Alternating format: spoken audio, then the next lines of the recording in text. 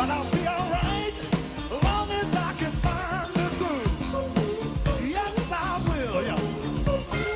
Somehow I know that I can make it.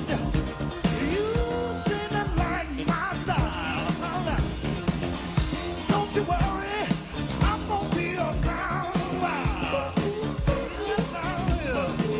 I'm just happy to see you talk to me back in style again. Live from historic Leimert Park in Los Angeles, California, I'm Tavis Smiley, and I'm so glad to see you and me back in stride again.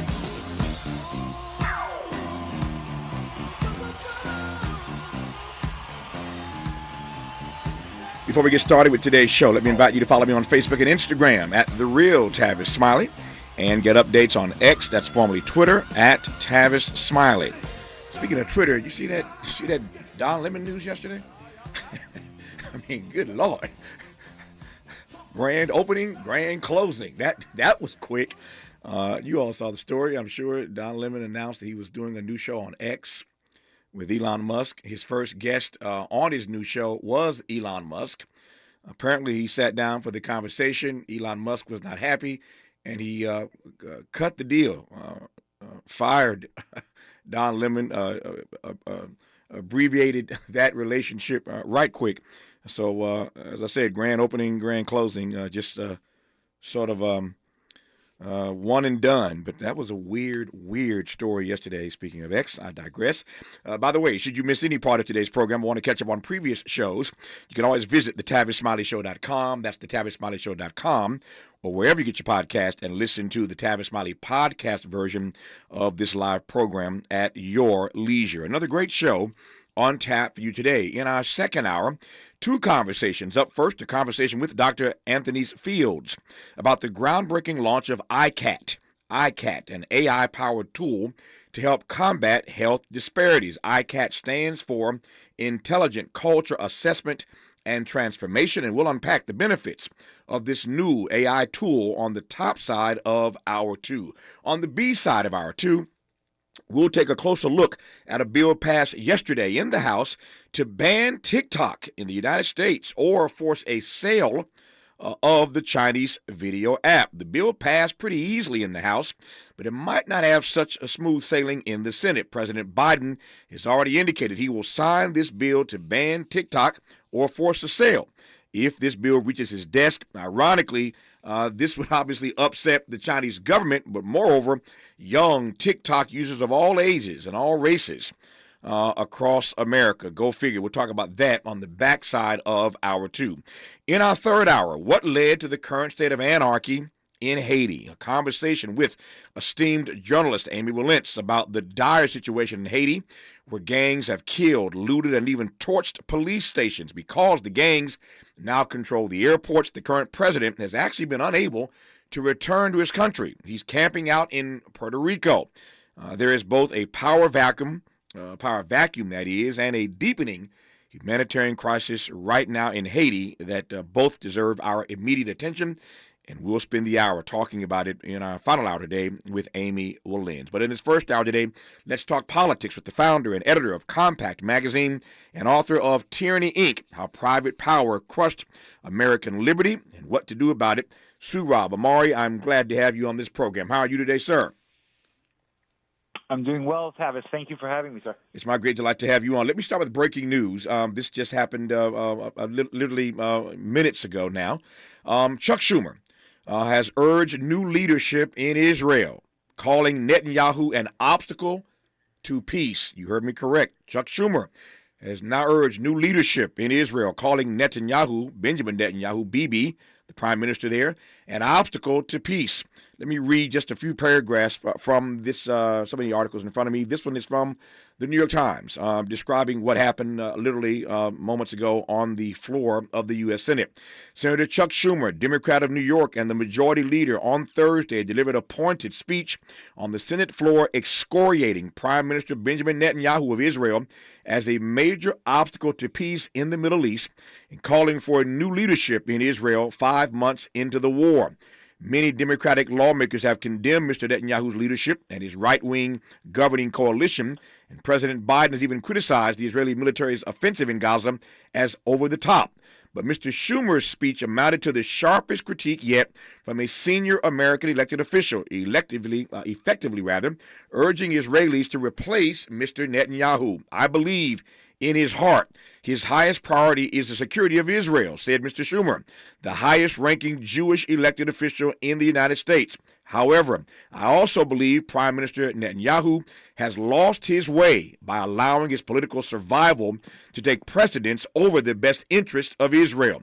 He added, he has been too willing to tolerate the civilian toll in Gaza, which is pushing support for Israel worldwide to historic lows. Israel cannot survive if it becomes a pariah. Close quote.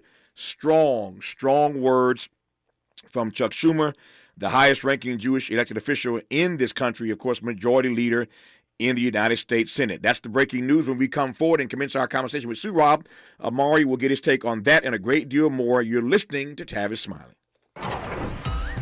This is getting good. Yeah, man. Tavis Smiley continues when we come forward. Hey y'all, Mona Swain here from Target's new YouTube series, My Cart is Full, where we feature Black founders and creators highlighting their connection to our community. As an actor and content creator, I love using my voice to inspire young Black women who look like me. When it comes to feeding my shine, seeing myself reflected in Black-owned and founded products at Target brings me joy. Together, we are Black Beyond Measure. Learn more at target.com/Black Beyond Measure. Cookie wants to be a professional wrestler. I'm Cookie Serratos and I'm 11 years old. She also wants to win all the medals. That's why Cookie and her family make every day count, squeezing out her best with Go-Go Squeeze. Okay, Cookie, let's break for a Go-Go Squeeze. Go-Go Squeeze Fruit on the Go pouches are a nutritious snack made from 100% fruit with no sugar added. Go, Cookie! Because when you nurture your kids, you squeeze out the best in them. Squeeze out the best with Go-Go Squeeze. Not a low-calorie food. Products range from 11 to 13 grams of sugar and 60 to 70 calories per serving.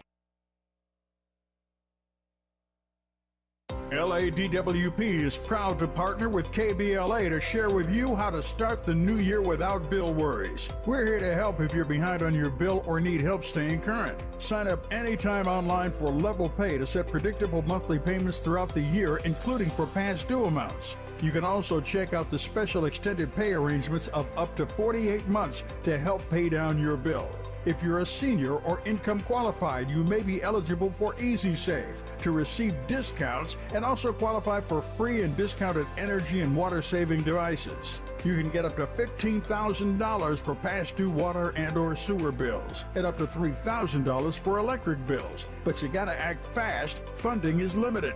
You can reduce your past due bills and kick off the year right, because here at LADWP, we're here to help.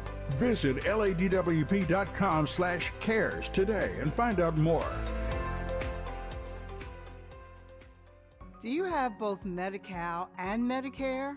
If so, the new LA Care plan called Medicare Plus can help you get the most out of your health plan for $0. LA Care provides personalized service to Angelinos like us. Plus, it gives us access to doctors and specialists across Los Angeles County. For zero cost, we get access to full benefits.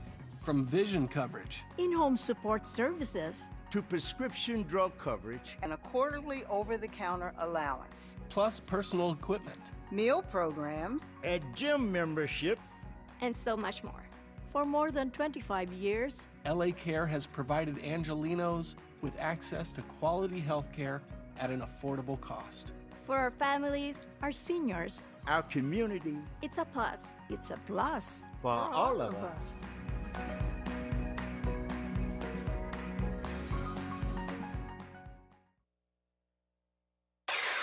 Who do you trust to get at the truth? Tavis Smiley.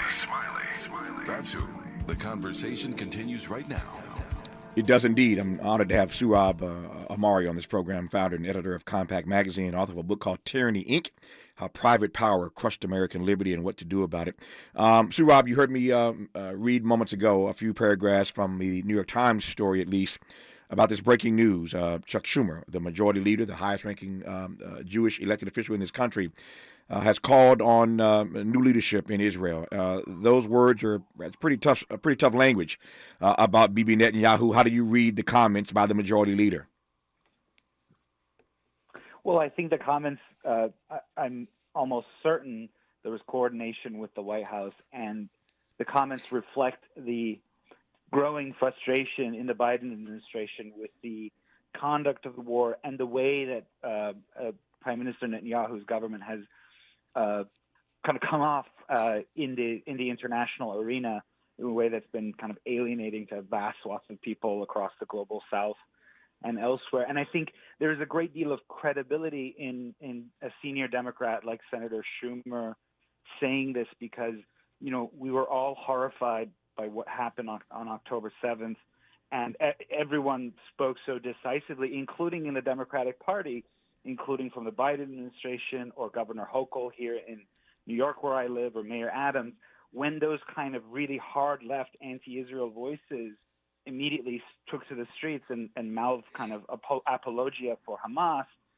you know, the senior mainstream Democrats shut them down, and the support to Israel has been quite decisive and strong, so that if they now, months later, express frustrations, I think it behooves the Israeli establishment to listen to the Biden administration, because ultimately the Biden administration wants the good of Israel. These are not enemies of Israel, but they think that the conduct of the war has gotten out of hand. So I think it's very important for the Israelis themselves, but it's up to their own democratic society to do that. I don't know how Americans can say this government, has outlived its worth and should step aside. What does that do inside Israel? I don't know if it does much, but I hope the Israeli establishment takes the message to heart, coming from people who are friends of Israel. This is not just like a hard left of the Democratic Party. This is the mainstream of the Democratic Party. Yep. I was kind of chuckling to myself when you said you don't know how the U.S. can tell Israel that it's time for a particular party or particular leadership to step aside. You do realize, obviously, that we do that all the time.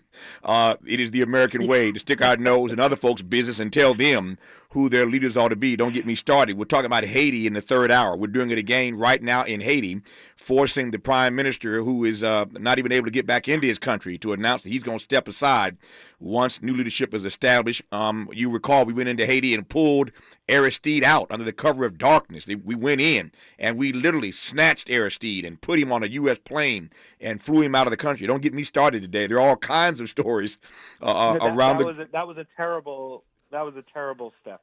It was one of the kind of dominoes that's led to the current, horror show in Haiti. Coup. I couldn't agree more. We'll talk about that in the third hour, but I just wanted to make the point that the U.S. has a bad history of telling other governments, indeed, who their leadership ought to be and what it ought to look like. I digress on that point for now. More on that in the third hour, but just wanted to make that final point to the point that Surab was commenting on. That said, there's still a lot more on this issue I want to unpack. Let me go here first. To your point, and I agree that Chuck Schumer does not step out in the way that he did with language excoriating Bibi Netanyahu if this is not coordinated with the White House. What does it mean then that the White House was able to ask or to call upon the highest ranking Jewish official in our government to make these comments? Others have made these comments, but they're not the highest ranking Jewish official. What does that mean in the developing story that we're talking about right now? Well, it just means that there's really grave concern. I mean, there is an element of electoral politics. We are in an election year, and the state of Michigan, where a lot of Muslim Americans live, is very important for the president's reelection. Mm-hmm. And there's been signs of disaffection among Muslim Americans, especially in Michigan. So I think there is a kind of a clear political element here at work as well. But stepping beyond our day-to-day politics and who wins in November or not, the point is that Israel is extremely dependent on the United States backing for its security, for its for maintaining its international legitimacy, because the United States blocks all sorts of anti-Israel resolutions and so on at the United Nations. And by the way, I support that, because the idea that there should be a Jewish state, a safe Jewish homeland, is unquestionable for the American majority. I mean, that's just how it is. But that behooves Israelis then to listen when their kind of American friends are expressing frustration, and I think that's the dynamic. Is to put it bluntly, we are the patron and they are a client state, and sometimes it doesn't feel like that, I think, to the Biden administration. Before I ask some more specific questions about Biden and Netanyahu as political officials, heads of these two different nation states, let me stand back for a second, or pull back for a second, and get your broader take on this war that is now 5 months in. In part, Chuck Schumer has come out as strong as he has today because we're at that 5-month anniversary now, and nothing seems really to be giving. So just your overall thoughts on what these 5 months have been like for that part of for that region of the world, and for all the rest of us, for that matter, Surab. Well, I think that the Israeli cause of saying the Israelis cannot live with an organization like Hamas that is willing and capable of doing what it did on October 7th, that's just. And so obviously I think everyone mainstream agreed that the Israelis had the right and the duty to defend themselves.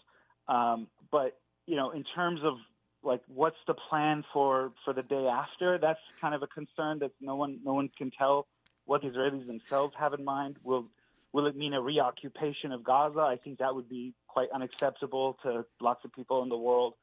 And then more broadly, do the Palestinian people have any path to a state? Those are the questions that are not answered by the war. Everyone says, okay, Hamas needs to be deterred and punished for what it did on October 7th. But I think there's some concern, for example, when the Israeli ambassador to the United Kingdom a while ago said, there is no path to statehood. There will never be a Palestinian state. For a lot of us who are strong supporters of Israel's right to exist, when they rule out that there will ever be a path to statehood, which would mean that Israel would indefinitely rule over 7 million people in a situation of like a two-class system, that's sort of troubling. And I think this kind of thing that's getting under the skin of the Biden administration, which has been, again, very, very strong, very pro-Israel otherwise in this situation. I want to go back to Chuck Schumer's speech today on the Senate floor, quoting him again. "I believe in his heart his highest priority is the security of Israel," said Mr. Schumer, speaking of Prime Minister Netanyahu. He goes on to say, though, "However, I also believe Prime Minister Netanyahu has lost his way by allowing his political survival to take precedence over the best interest of Israel," close quote. We have been discussing on this program, and for that matter, all of the national news, that there are politics behind this war. Of course, in every war there are politics, but in this war there are personal politics. Bibi Netanyahu is up against the wall in a variety of ways in his country, and he realizes that this is his last hurrah. He is not going to be reelected as Prime Minister of Israel. That handwriting again is on the wall. And so this for him, I think in some ways is about legacy building, establishing his legacy. And if he can go out having claimed that he wiped out Hamas and put Israel on stronger footing, that might aid and abet the legacy that he will establish in the years to come. So this is in many ways about his own personal politics. Everybody knows that. It's an open secret. And Chuck Schumer went right at that, suggesting that his personal politics have now trumped his ability to lead this country effectively. So let me start with Bibi, then I'll get to Biden, the two Bs. What impact do you think that what Chuck Schumer is saying and doing today may ultimately have on Bibi's legacy that the U.S., his longstanding and abiding friend, the leadership of this country, has now effectively turned against him and said it's time for Bibi to go? How does that affect his legacy? Bibi first, then we'll get to Biden's legacy. He's got a legacy on this as well. But first, Bibi, Surab. Yeah, well, I know a lot of pro-Israel people, a lot of Zionist figures who, long before any of this, were beginning to grumble that Netanyahu has been around too long, and this was years before any of this. So, and you remember over the course of 2023, before this, 2022 and 2023, before this horrific attack on October 7th, there was a massive uprising against what his right-wing coalition was trying to do, which is to basically defang the country's Supreme Court, to remove any kind of last block against pure majoritarian rule. So I think that's right, that his legacy was already weak. then the October 7th attack happens, and it looks like a failure on his part. Obviously, people will blame cast where the security services in Israel were kind of leaking against Bibi into the New York Times, and vice versa, each side blaming the other. But the point is that it happened on his watch, and voters will kind of remember that. So, and polls show he was very unpopular, even if people who support the war effort in Israel are really kind of don't like Bibi anymore. So I think this speech now is one more blow to that legacy. And we'll see how, is that speech, who is that intended for? For Bibi himself, he's not going to resign. Is it intended for others in the kind of Israeli political and security establishment to begin to show his way to the door? How do they do that if he's still in some ways the only one who can cobble together a government? I don't know. But I do think this is chipping away at his legacy, and I'm not sure it's helping to stick around more. I'm just thinking out loud here, Sue Rob. There is a flip side to this argument, and that is that oftentimes when the U.S., the big bad U.S. of A., sticks its nose into other folks' business, even though in this case we're funding this war, so that's another issue. But when we get involved in the business of nation states and start suggesting who has and has not outlived their usefulness, oftentimes that can cause that nation state to turn its nose up, to us, get upset, get its back bent, its back up, if you will, about the U.S. telling it what it ought to do. I wonder whether or not this speech today may have the reverse effect, that those inside of Israel, even those who aren't fans of Bibi, will say to the U.S., you don't tell us who our leaders are. We can critique Bibi, but you don't tell us who's outlived his or her usefulness in our leadership. I wonder if it might have that reverse impact. Yeah, that might be true of the popular sentiment, the sort of man on the street sentiment. But I think, again, if the audience for this speech and the White House's shifting messaging is for the Israeli establishment, or the kind of political and security elite, to them, it does. I think it may be received differently, even if the public statements might suggest to the contrary. They know the degree to which Israel is dependent on Washington for diplomatic support, for military support, for all this stuff. So that if the superpower is unhappy, they may want to do something about that. So I think you're right when it comes to the man on the street, but in terms of the sort of internal elite is a different question. To your point about superpower, let me talk now about the other B who heads that superpower. His name is Biden, Joe Biden. So BB has a legacy on this, to be sure. We will see what the future brings, the days, weeks, months, and years ahead, and how this moment will be recorded as a part of his legacy down the road. But Joe Biden has a legacy on this as well, and one could make the argument that while Chuck Schumer's speech today may rattle some cages, may cause for some change in policy and direction of how Israel moves in the days ahead, one cannot argue that Joe Biden moved swiftly on this. It took 5 months, count them, 5 months, to get to this speech today. And you referenced Michigan earlier. Over 100,000 folk in Michigan voted uncommitted, trying to send Joe Biden a message some days ago.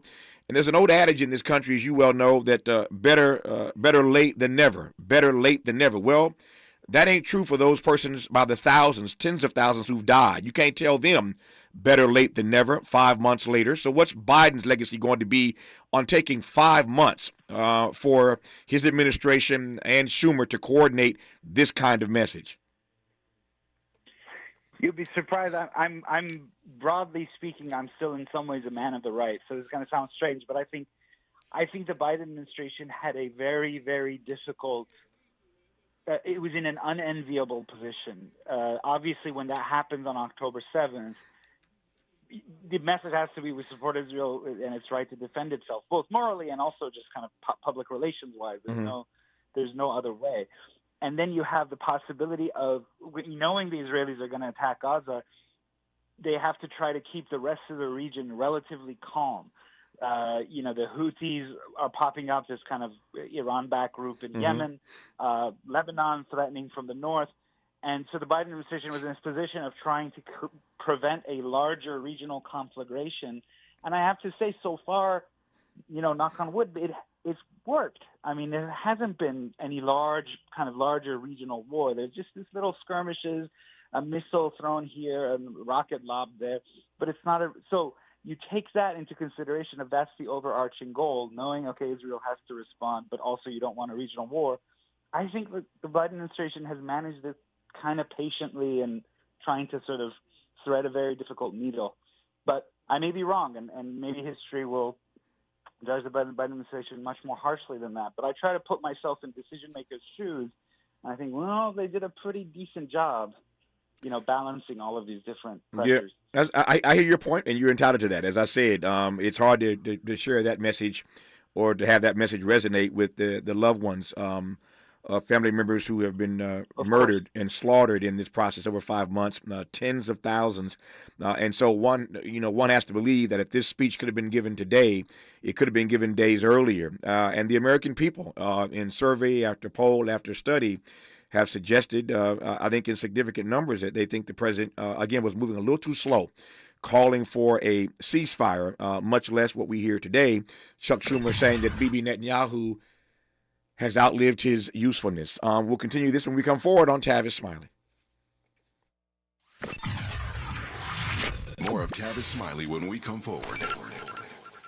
Paid for by government.com. Did you know? The United States Mint has issued a new Morgan silver dollar coin in proof condition for the first time. Not only that, they are also minted in 99.9% pure silver for the first time ever in history. Coin experts are calling this an amazing opportunity for anyone that knows the enduring popularity of Morgans. But you must hurry. Only 400,000 of these legal tender silver dollars were issued. These first ever Morgan silver dollars are brand new with stunning mirror-like finish, minted by the iconic San Francisco Mint. Call now and you're guaranteed a new first ever 99.9% pure silver proof Morgan dollar. To learn more, call 1-800-973-9717. If you order now, you will receive a free coin collector bonus pack, a $25 value, free with every order. Call 1-800-973-9717 now to secure your new Morgan silver dollars before they are gone. That's 1-800-973-9717. Thank you for joining us. I'm Mike Moore. Now here's the latest from the Black Information Network. President Joe Biden will be in Michigan today as he seeks to hold on to the support of voters in November. He spoke in Wisconsin yesterday, highlighting new investments in infrastructure. Biden said more than $3 billion in grants will be used across the U.S. to help repair neighborhoods and communities cut off from transportation infrastructure years ago. Louisville men's basketball is making their change at head coach official. Athletic Director Josh Hurd announced on Wednesday that Kenny Payne has been fired. The AD said a clear change is needed to help the program achieve what's expected. The African-American coach led a Cardinals team that crashed out of the first round of the ACC tournament with a 94-85 loss to NC State. And that's the latest. I'm Mike Moore from your 24/7 news source, the Black Information Network, and BINnews.com. Corner Bakery Cafe is offering you all-you-can-eat pancakes for just $5.99 all month long. Light, fluffy, and served with warm vanilla maple syrup. Try them for yourself at Corner Bakery Cafe. All-you-can-eat pancakes for just $5.99 at your local Corner Bakery Cafe. You don't need a cape or special powers to be a superhero, because every time you walk through the gates at the San Diego Zoo, you help fund conservation efforts around the globe. And that makes you a hero for wildlife everywhere. San Diego Zoo. Every visit goes a long way. Is this the tether? This is the KBLA Sports Minute with Ray Richardson. The Lakers lose again to Sacramento. The Kings won all 4 games with the Lakers this season. The Clippers are in Chicago tonight. Kawhi Leonard made the trip. He's dealing with back spasms. He will likely be a game-time decision. Tip-off at 5 p.m. UCLA and USC won their first-round games in the Pac-12 Conference men's basketball tournament in Vegas. UCLA beat Oregon State, a career-high 31 points from sophomore point guard Dylan Andrews. The Bruins play Oregon today at 2:30. Boogie Ellis dropped 25 to lead USC past Washington. Bronny James has 7 points in 18 minutes off the bench. USC plays number 1 seed Arizona today at noon. The Chargers trimmed $20 million from their payroll by releasing veteran wide receiver Mike Williams. The move put the Chargers under the NFL salary cap just in time before Wednesday's 1 p.m. deadline. No debates, no speculation, just the info you need. That's your KBLA Sports Minute. I'm Ray Richardson on KBLA Talk 1580. We've got a lot to talk about.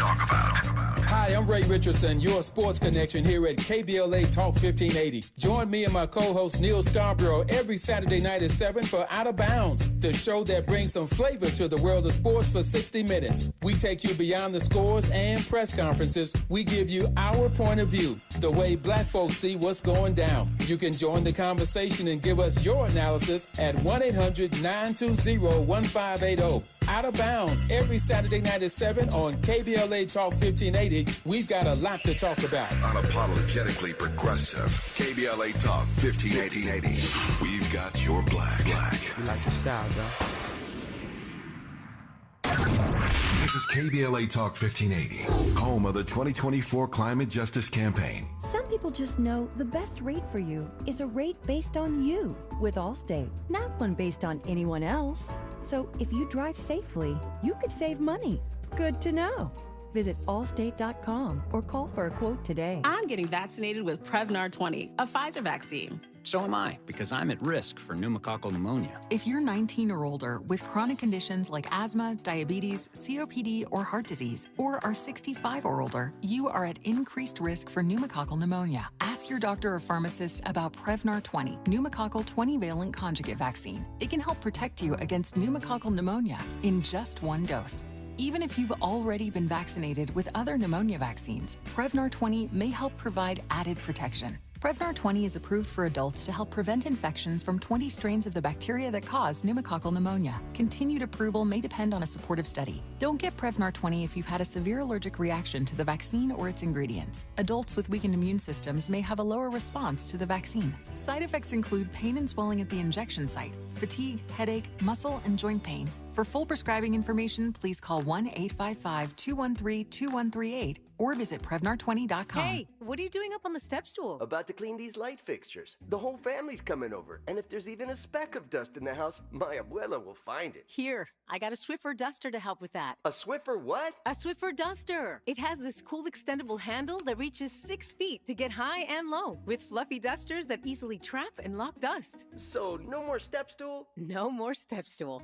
Easily trap and lock dust from hard-to-reach places with the Swiffer duster. Love it or your money back. The possibility of lung cancer can be pretty scary, especially if you're one of approximately 8 million current or former smokers at high risk. That's why SaveByTheScan.org wants you to know that now there's a breakthrough low-dose CT scan that can detect lung cancer early, and it only takes 60 seconds. You stop smoking, now start screening. For an easy quiz to see if you're eligible, visit SaveByTheScan.org. It could save your life. SaveByTheScan.org is brought to you by the American Lung Association's Lung Force Initiative and the Ad Council. Sometimes we lose, sometimes we win. Sometimes we try to fit it all in. Sometimes we don't know what's in store. Sometimes we find what we're looking for. Sometimes we're rolling easy and free. Sometimes 1 and 1 makes 3. So much to love along this ride.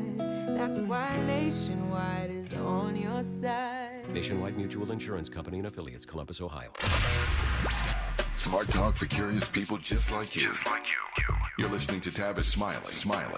Tavis Smiley and Sue Rob Amari, who is founder and editor of Compact Magazine and author of the book Tyranny, Inc., How Private Power Crushed American Liberty and What to Do About It. On any given day, there's always breaking news, and so what you think you're going to talk about ends up shifting. And so the news today, and it's big news, 5 months into this war in Israel and Palestine, certainly Gaza. News comes today that Chuck Schumer, on the floor of the U.S. Senate, offered some excoriating comments about Bibi Netanyahu as the leader of Israel, suggesting that the time has come for new elections in Israel, and that the Israeli people deserve an opportunity to elect new leadership to direct the future of this country post-October 7th. And he suggested that Bibi, at this point, Netanyahu, has outlived his usefulness. He was very clear to say, as Sue Rob and I were discussing earlier, that he does not have any right to tell the Israeli citizenry who they should vote for, how they should vote. So he's not trying to dictate the outcome of their elections, but he is suggesting that there ought to be new elections, and that Netanyahu, again, has outlived his usefulness at this point. It's time to move on. And he suggested, as we discussed earlier, in case you've just tuned in, that he believes that Bibi's personal politics have gotten in the way of his best stewardship of the nation of Israel. And so it's big news when the highest-ranking Jewish official in our government, Chuck Schumer, majority leader in the Senate, makes these kinds of comments. And clearly, as again, Sue Rob and I discussed earlier, Chuck Schumer did not go out here on a limb. You can best believe this is coordinated with the White House. And so that is the story that we're covering in this first hour today. It is breaking news. So we've talked, Sue Rob, about Bibi Netanyahu and his legacy based on this moment now, where American officials are suggesting it's time for him to move on, how that impacts his legacy long term. We talked about Joe Biden and how it impacts his legacy. Joe Biden, by the way, is in Michigan today. You and I both talked about Michigan earlier. He is in Michigan trying to save that state. He was in Wisconsin, yesterday? In Michigan today. He saw what we saw, that over 100,000 people voted uncommitted in that recent Michigan primary. He's in trouble in Michigan, and he knows it.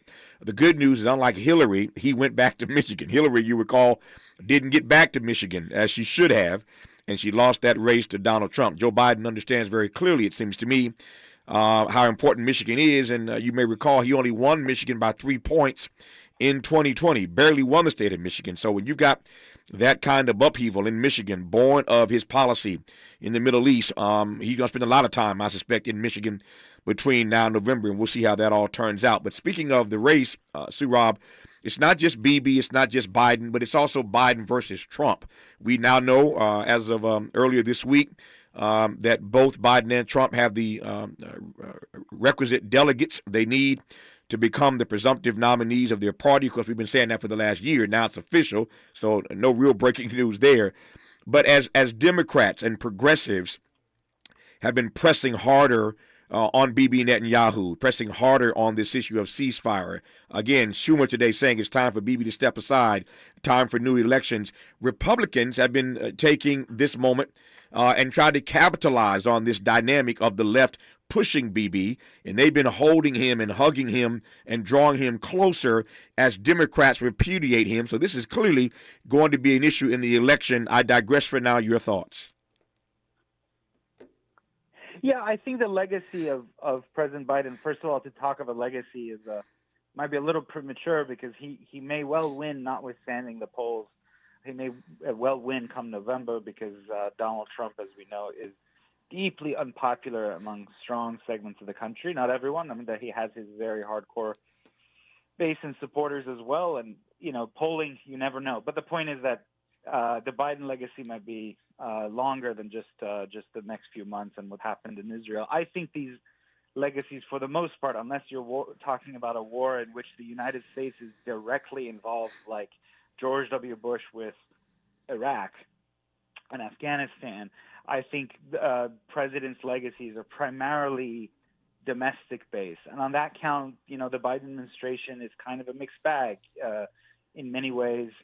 The Trumpian revolt against kind of corporate-led globalization that began with 2015-16.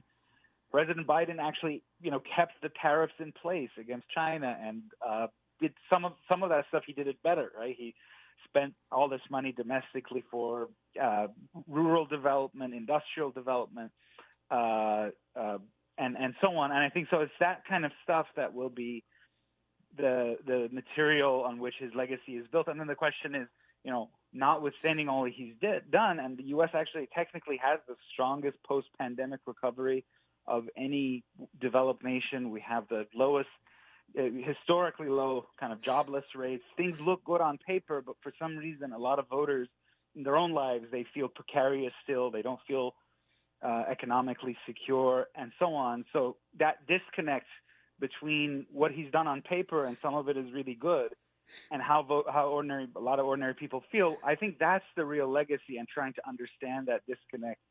I don't think it'll be on things like Gaza personally. Yep, I take that point, and I don't necessarily disagree with that. I mean, he's got time if he wins re-election.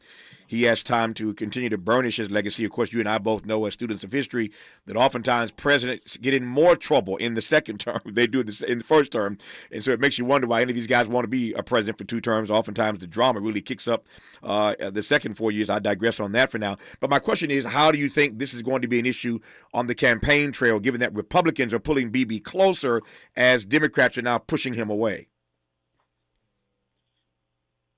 Yeah, I mean, I think that that's the kind of sad polarization of our foreign policy, which is that, and it's a real problem. The fact that every foreign policy issue now becomes a kind of left versus right thing, and we don't have the kind of consensus that we used to have on foreign policy anymore. It used to be, these disagreements internally stop at the border, as the saying goes, and that's completely different now. So Israel is completely polarized. Among Republicans, Israel is very popular. Among older voters, Israel is still quite solidly popular, but among progressives and younger people, it's very unpopular. That's a problem because the United States has a lot of concerns around the world, and we need to try to speak with one voice, abroad, and we can't because we're a deeply polarized nation. And so I think that's just a reflection of that, the polarization between the two sides on everything. We can't seem to agree on anything. More about that polarization when we come forward. I guess Sohrab Ahmari, his book is called Tyranny, Inc., How Private Power Crushed American Liberty and What to Do About It. So we'll talk about that polarization when we come forward on Tavis Smiley. You're listening to Tavis Smiley. Tavis Smiley. Ranked number 45 on the Heavy 100 list of the 100 most important radio talk show hosts in America. What is dedication? My biggest fear in the middle of my addiction was that my kids wouldn't have a father. And I started thinking, you know what? This isn't my story. I definitely had to become a better man to be a better father. It's important to me that my kids are empowered and truly believe that if they can think it, they can do it. That's dedication. Visit fatherhood.gov to hear more. Brought to you by the U.S. Department of Health and Human Services and the Ad Council. Joey from Vermont, a farmer trying to get through the winter. Adriana from South Carolina, a single mother living paycheck to paycheck. Liam from Ohio, an injured father struggling to provide for his family. Hi, I'm Shanola Hampton, and I support the Feeding America network of food banks because they help provide over 6 billion meals to people in need each year. Learn more at feedingamerica.org.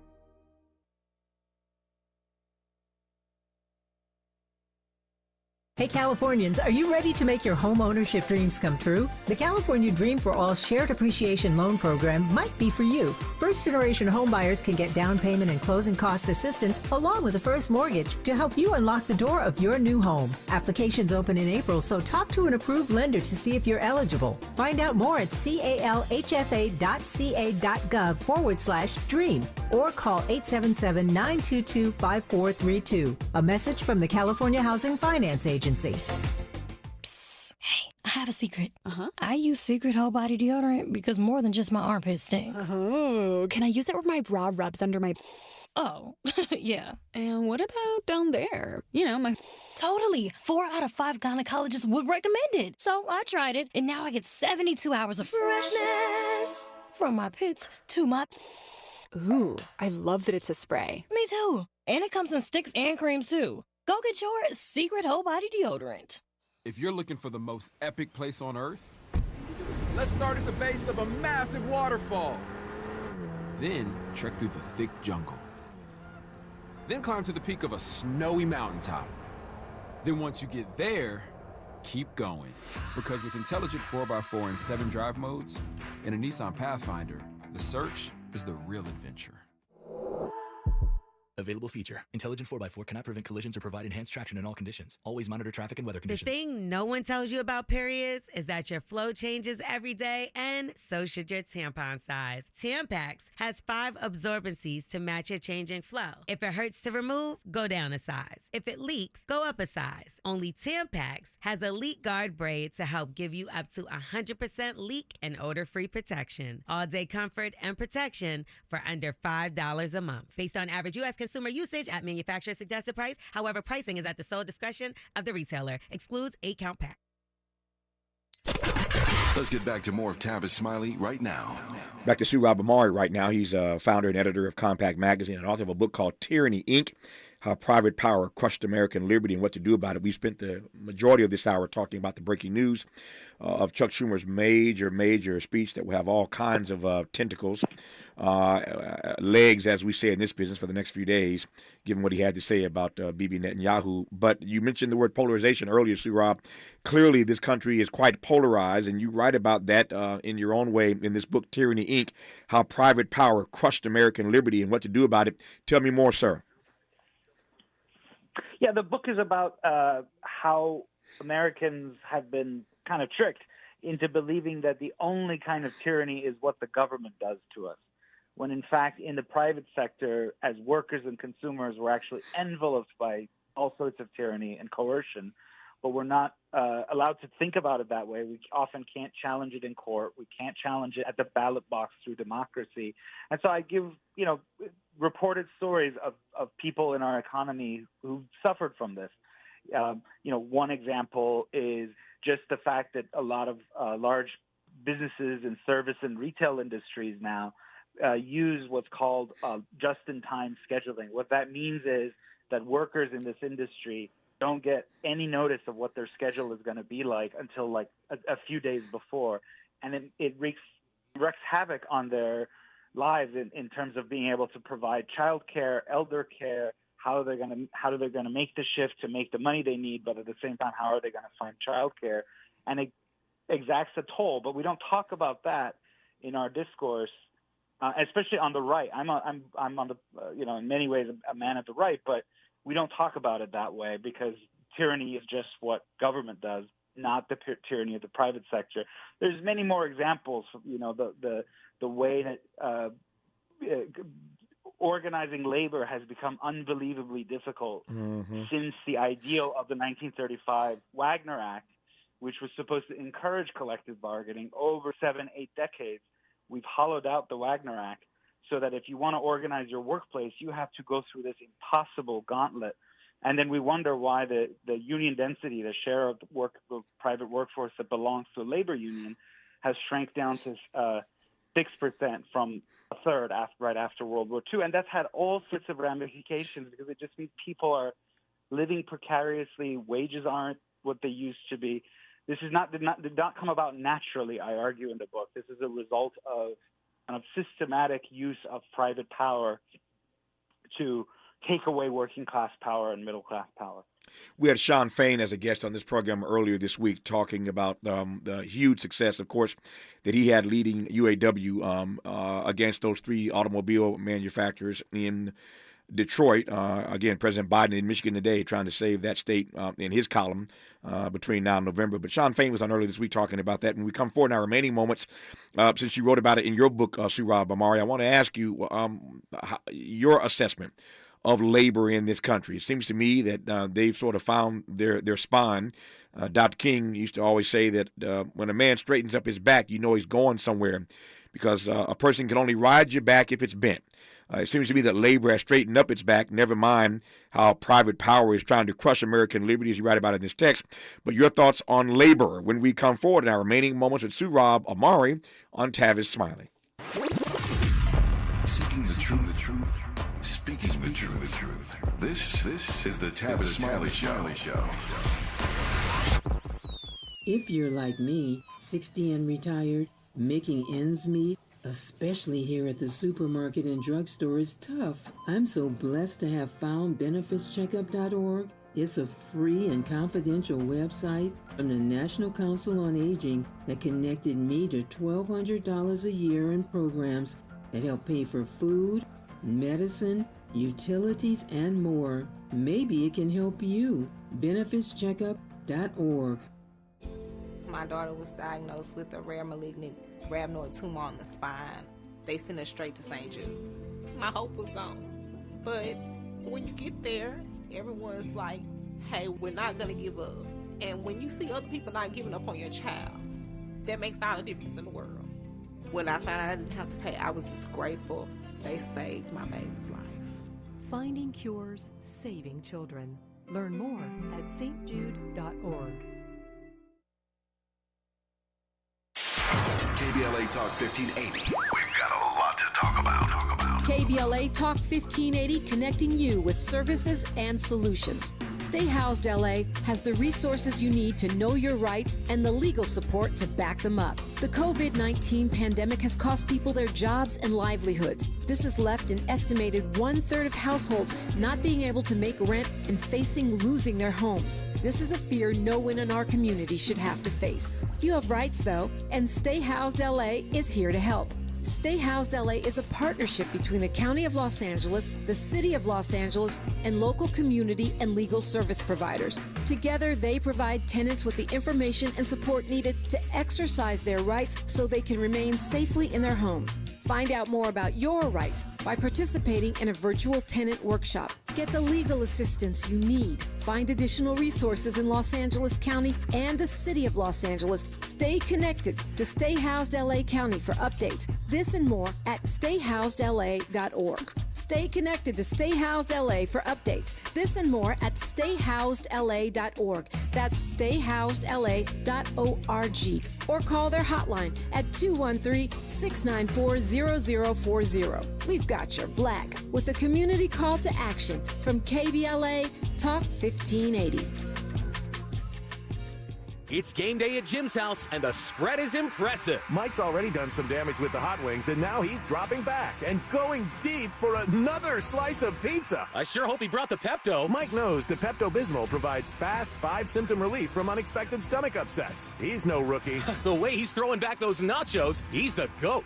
Be ready for game day with Pepto-Bismol. When you have nausea, heartburn, indigestion, upset stomach, diarrhea. Use as directed. Keep out of reach of children. He's rooting for everybody black. Everybody black. More of Tavis Smiley coming your way right now. Got about 3 minutes left here. 3 minutes left in this hour with Surab Amari. He's the founder and editor of Compact Magazine, author of the book Tyranny, Inc., How Private Power Crushed American Liberty and What to Do About It. I mentioned earlier, Surab, that Shawn Fain, the lead, the head of UAW, was on this program earlier this week talking about labor. I hear your point about private power attempting to crush American liberty, and I might add American labor. Your thoughts on the year that labor had and whether or not you think that was an outlier, or has labor, again, quoting Dr. King, straightened its back and headed somewhere now? Well, I'm a huge fan of Shawn Fain, and what he did was unquestionably a success. It's been a real wave of a kind of a strikes now of either workers who are trying to start new unions or trying to get better deals under the existing contract. That's all been great, but unfortunately, the share of workers that belong to unions remains pretty sticky at 6% and is not going up. So I support this current strike wave and the kind of labor militancy that's really taking hold. But if we want to structurally change that, we want to shift toward an economy that does different things. Over the past 2 generations, starting with Ronald Reagan, we chipped away, we hollowed out a manufacturing economy. A manufacturing economy is just different. When you build material stuff, it's not the same as, gig work or service work. It has a different dignity. It has a quality of kind of building democracy on the factory floor between workers. And so we need to bring that back. And I think a lot of the stuff the Biden administration is doing, like the elements of the Inflation Reduction Act or the CHIPS Act, is trying to do that. The thing I would do is condition, if you want this kind of money from the IRA and the CHIPS Act from the Biden administration, a lot of it is going to red states that are very anti-union, right? They have rights, the so-called right-to-work laws and so on.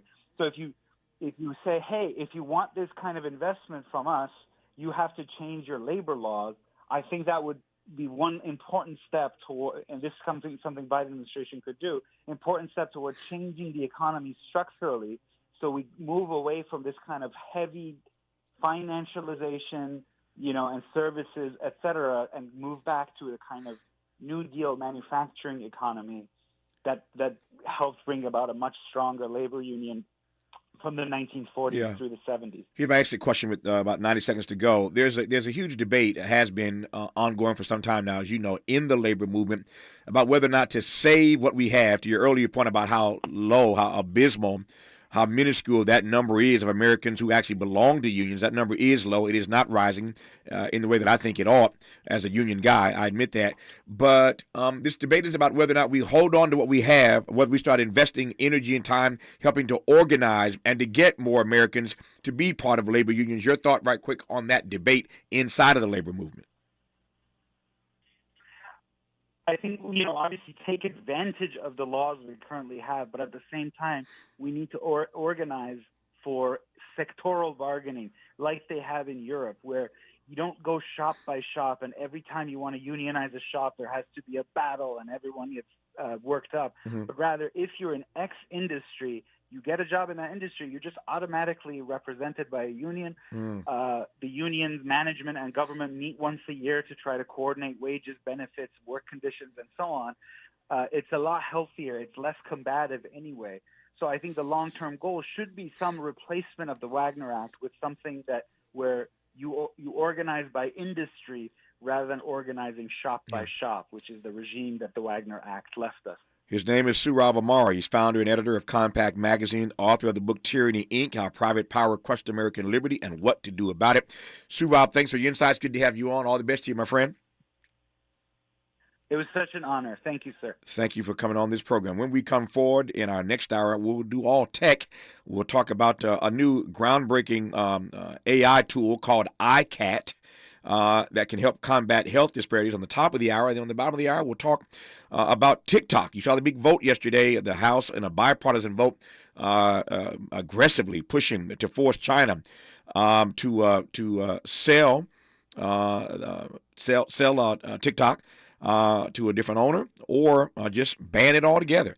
So we'll talk tech in our next hour on Tavis Smiley. KBLA 1580 Santa Monica. Thank you for joining us. I'm Mike Moore. Now here's the latest from the Black Information Network. President Joe Biden will be in Michigan today as he seeks to hold on to the support of voters in November. He spoke in Wisconsin yesterday. The AD said a clear change is needed to help the program achieve what's expected. The African American coach